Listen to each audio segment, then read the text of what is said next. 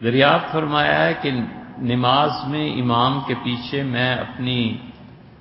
خیال میں مگن تھا اور میں نے 2 سجدے کر لیے،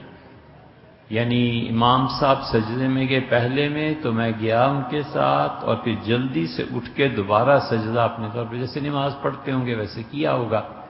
اور امام جب دوسرا سجدہ پورا کر کے میں آیا ہوں تو امام صاحب ابھی دوسرے سجدے میں جا رہے تھے۔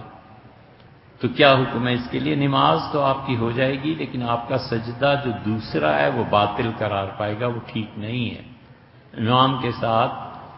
جو ایک سجدہ آپ نے کیا تھا پھر اس سجدے میں ٹھہر جانا چاہیے تھا یہاں تک کہ امام دوسرے سجدے کے لیے اٹھتا،